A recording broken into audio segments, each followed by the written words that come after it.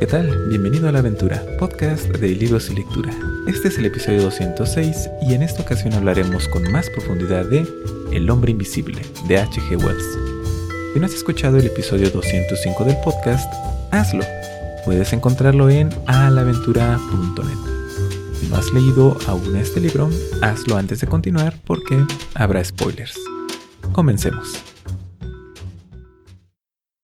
En este episodio no vamos a hablar de todo el contenido de El hombre invisible de H.G. Wells de principio a fin, pero vamos a discutir su contenido de una manera que hace inevitable hablar de spoilers. Esa es tu última advertencia antes de continuar, si no quieres arruinarte la sorpresa de leer este libro. Cuando escuchas por primera vez de qué trata El hombre invisible y la fecha en que fue escrito, es fácil asumir que será una novela de aventuras en la cual ocurre algo extraordinario. En este caso, la aparición de un hombre invisible y la historia será una serie de eventos emocionantes uno tras otro y va a tener un final igualmente emocionante. Sin mucha sustancia, sin mucha complejidad. Pero no es así. Bueno, en parte sí lo es, pero es más que eso, lo cual no debería ser una enorme sorpresa. Las historias de H.G. Wells fueron esenciales para darle forma al género de la ciencia ficción. No solo porque introdujeron a un gran público ideas y conceptos que se han vuelto sinónimos con este género, sino que también planteaba preguntas sobre qué impacto tendrían sus creaciones en los seres humanos. ¿Qué pasaría si esto fuera real? Es la pregunta base de la ciencia ficción que es más interesante entre toda la que existe. Por poner un par de ejemplos, veamos rápidamente de qué tratan un par de libros de los cuales ya hemos hablado en este podcast en episodios anteriores. En La máquina del tiempo, se nos muestra qué pasaría con la humanidad si la sociedad seguía el curso que H.G. Wells observaba. Y en La guerra de los mundos se hace una crítica de la manera en que los seres humanos reaccionamos ante lo desconocido. En El hombre invisible, por supuesto, H.G. Wells explora qué pasaría si una persona adquiere, esencialmente, superpoderes.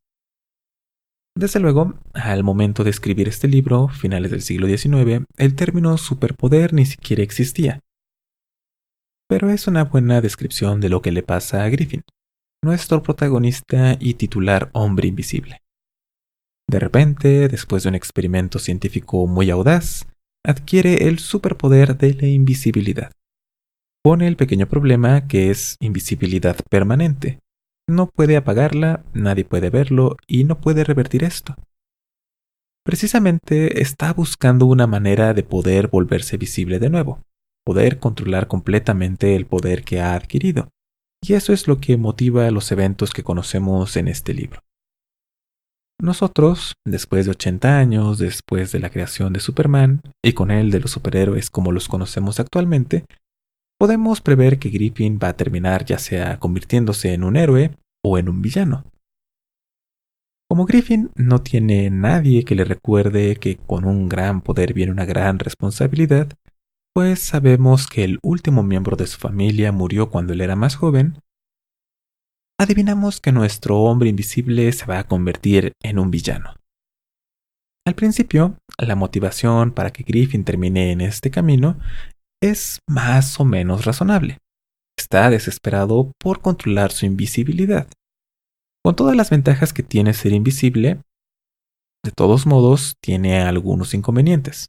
El principal es que lo convierte a los ojos de las demás personas en una aberración, prácticamente un monstruo. Griffin entonces empieza a robar dinero para financiar su investigación y hasta allí no va tan mal la cosa. No podemos decir que es un villano con V mayúscula, aunque termina convirtiéndose en uno.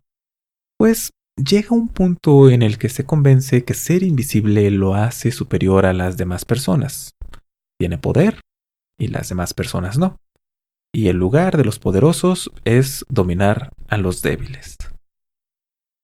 Ya dijimos que Griffin no tuvo a nadie que cumpliera el papel de mentor en su juventud.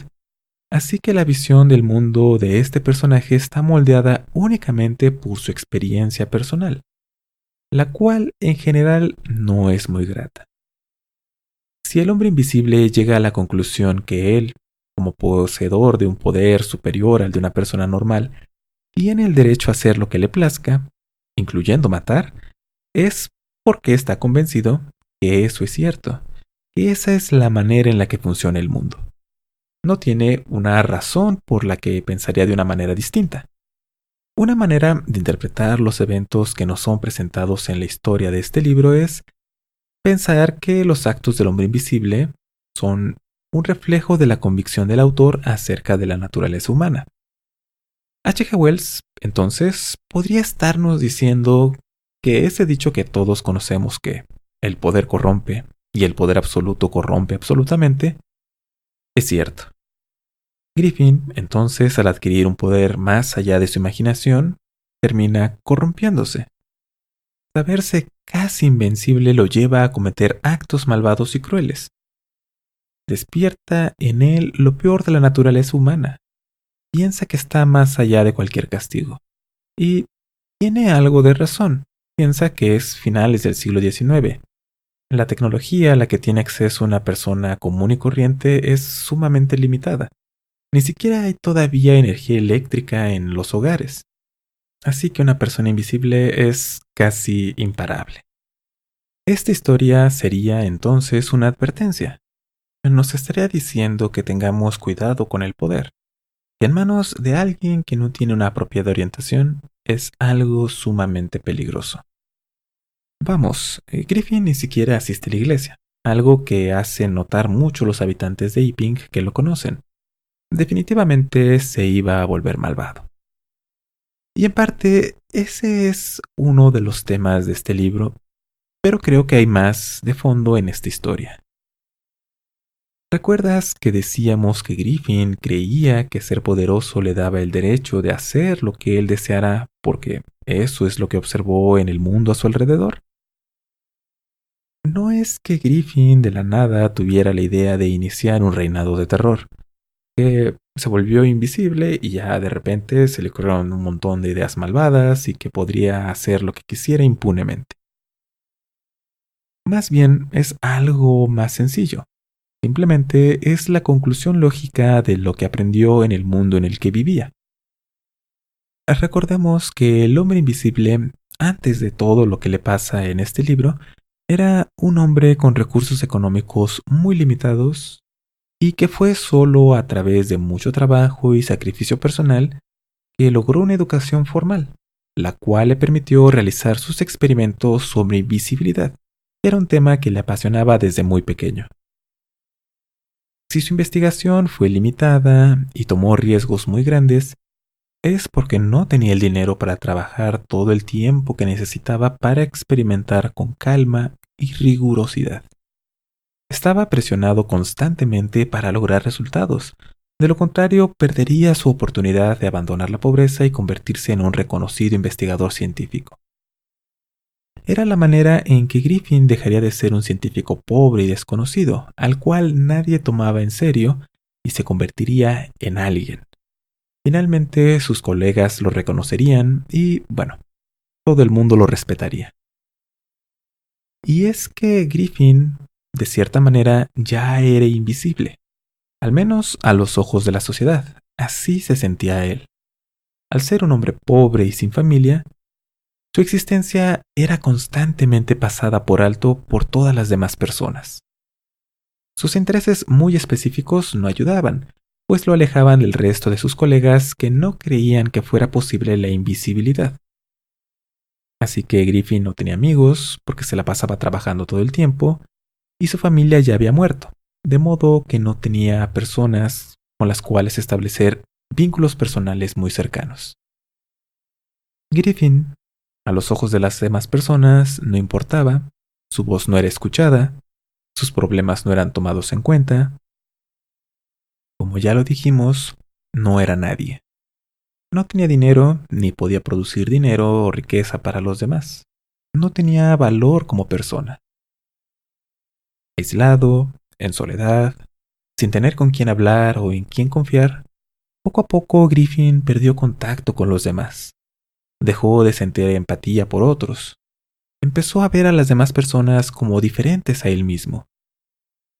Y así en cierta medida es como justifica sus crímenes. No solo es la necesidad, no solo es que ha aprendido que el poder lo hace superior a los demás, es que ya se veía diferente a las demás personas, ajeno a ellas.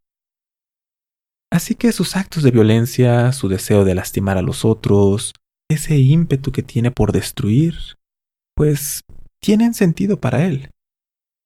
Está tratando de destruir al otro. No puede sentir empatía por las personas a las cuales lastima porque son diferentes a él. No son personas como él, son otra cosa.